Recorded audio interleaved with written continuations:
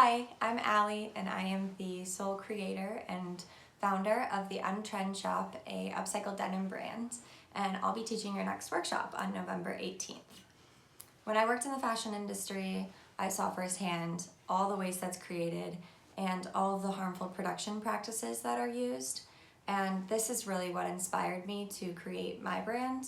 I saw this as an opportunity to, instead of creating things that are brand new and going through these production practices, to upcycle and to create things that are new from old materials, or to breathe life into old clothing.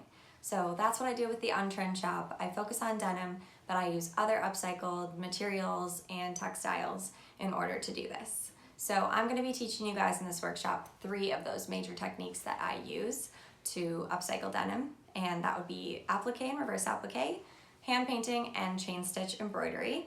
But I also have a lot of other techniques that I use specifically with denim: distressing, fringing, patchwork. So if you guys come prepared with any questions that you have for me, then I will be able to go over all of those things as well. So can't wait to see you guys there.